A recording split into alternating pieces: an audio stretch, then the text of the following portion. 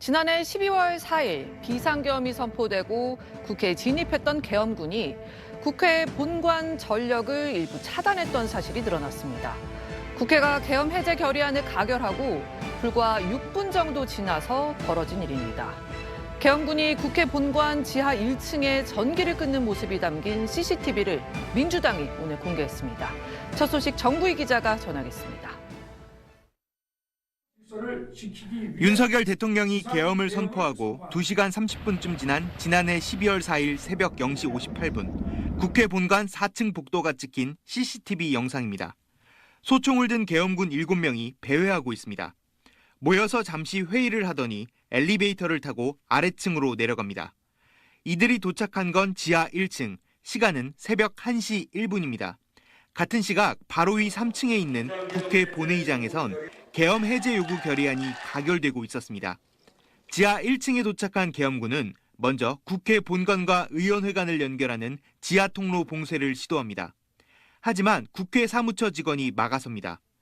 그러자 이들은 다시 엘리베이터 앞으로 모입니다. 새벽 1시 5분 국회 사무처 직원이 이들에게 다가가는 모습이 포착됩니다. CCTV 영상을 공개한 민주당은 이때 해당 직원이 계엄군에게 계엄 해제 요구안이 이미 가결된 사실을 알려줬다고 밝혔습니다. 현재 국회에 잔류하는 것은 지금부터 당신들은 불법이다. 모든 것이 CCTV로 촬영되고 있다는 것을 계엄군에게 설명하고 있습니다.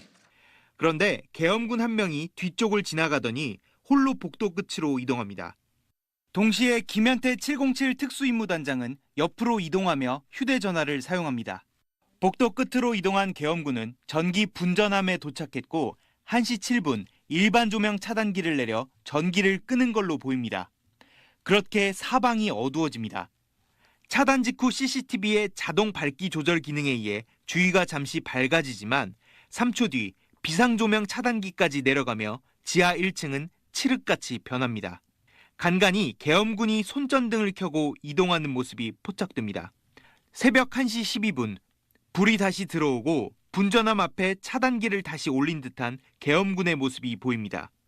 국회가 계엄 해제 결의안을 의결한 6분 뒤 국회 지하 1층은 그렇게 5분 38초간 단전됐습니다. 2014년 12월 4일 새벽 국회에 진입한 계엄군이 국회 본관 일부 전력을 차단했었다는 충격적인 사실을 확인했습니다.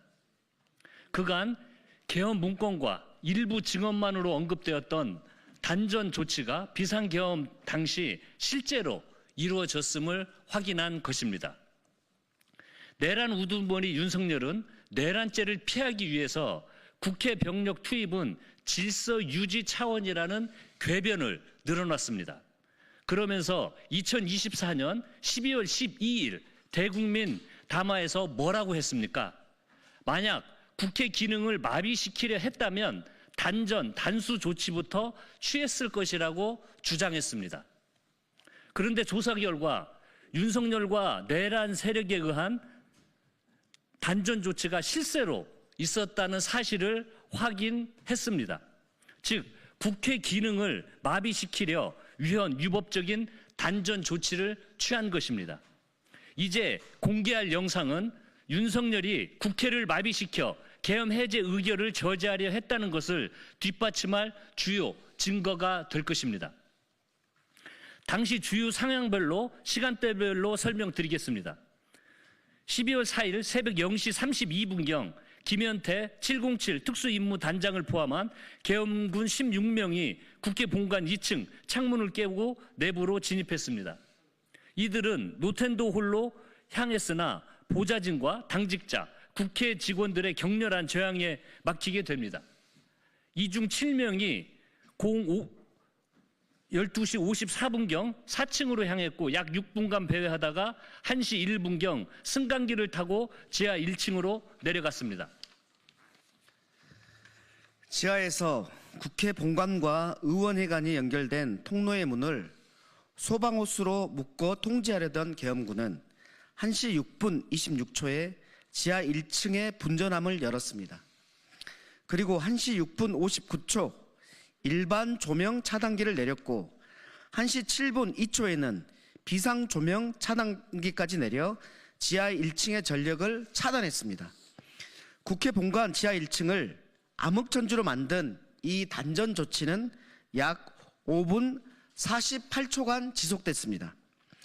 새벽 1시 1분경 국회가 비상계엄 해제 요구 결의안을 통과시키고 불과 5분 후에 일어난 일입니다. 만약 계엄군이 지하가 아닌 본관 전체의 전기를 끊었거나 그 조치가 조금 일찍 이루어졌다면 국회는 어둠 속에서 혼란에 빠져 비상계엄을 해제하지 못했을 것입니다. 이 같은 사실은 지난 2월 6일 헌법재판소에 출석한 김현태 단장의 증언과도 일치합니다. 12월 4일 0시 50분경 곽종근 특수전 사령관은 김현태 단장에게 전화해서 전기라도 차단하는 방법이 없겠나라고 말했고, 김현태 단장은 국회 본관에 진입해 있던 김현태 단장은 찾아보겠다라고 답변했습니다. 두 사람의 통화가 끝난 지 약 15분 후 실제로 단전이 이루어진 것입니다. 내란 우두머리 윤석열에게 묻습니다. 이래도 계엄군 투입이 질서 유지 목적입니까? 계엄군이 국회를 단전시킨 배경에는 계엄 해제 결의를 막으려던 윤석열의 지시가 있었습니다. 윤석열이 곽종근 사령관에게 아직 의결 종족수가 안 채워진 것 같다, 국회 문을 부수고 인원들을 끌어내라 라고 재촉했기 때문입니다. 주요 기관에 대한 단전 단수는 윤석열과 김용현에 의해 사전에 치밀하게 준비됐습니다. 국정조사 과정에서 국회뿐만 아니라 MBC, JTBC, 경향신문, 한겨레, 김어준의 뉴스공장 등 언론사도 단전 단수 조치의 대상이었음이 서방청장의 증언 및 자료 제출로 밝혀진 바 있습니다. 이상민 전 행안부 장관 또한 헌법재판소에서 대통령 집무실에서 단전 단수 내용이 적힌 문건을 목격했다고 증언했습니다. 수사기관에 촉구합니다. 내란 우두머리 윤석열이 단전 단수를 시도한 기관이 어디인지, 누구에게 지시했는지, 군, 경, 소방에 구체적 지시가 하달됐는지, 실제 단전 시도가 있었는지 명명백백하게 수사하십시오. 윤석열과 내란 세력에게도 경고합니다. 국회 병력 투입이 질서 목적이었다 하는 뻔뻔한 거짓말로 국민을 기만하지 마십시오. 지금이라도 국민 앞에 진실을 밝히고 사죄하는 것만이 역사 앞에 더 이상 죄를 짓지 않는 길일 것입니다. 민주당 소속 국조특위위원 일동은 앞으로 예정된 2차례 청문회에서 비상계엄과 내란 과정에서 제기된 의혹들을 철저히 조사해 국민 여러분께 진실을 보고드리겠습니다. 12.3 내란 사태의 비선 핵심으로 꼽히는 노상원이 비상계엄 이후 윤석열의 재선, 3선을 위한 헌법 개정 추진 계획을 세운 정황이 드러났습니다. 13일 한겨레 보도에 따르면 노 전 사령관의 수첩에서 헌법 개정 재선 3선이라고 적힌 문구가 발견됐습니다. 특히 행사 후속 조치 사항이라며 비상계엄 후속 조처로 보이는 부분에는 헌법, 법 개정이라며 3선 집권 구상 방안, 후계자는 이라는 내용이 적혔습니다. 윤석열이 장기 집권한 이후 직접 지목한 후계자에게 권력을 이양하는 구상을 한 것으로 보입니다. 수첩에는 또 국가안전관리법 제정이라는 문구도 적혔습니다. 이른바 수거 대상으로 지목한 반대 세력들을 척결하기 위해 근거 법령을 제정하려는 시도로 의심되는 대목입니다. 이뿐 아니라 선거제도에도 손대려 했던 정황도 있습니다. 노상원의 수첩을 보면 중국, 러시아 선거제도 연구라는 문구가 등장합니다. 중국과 러시아의 선거제도는 민주주의와는 거리가 멀다는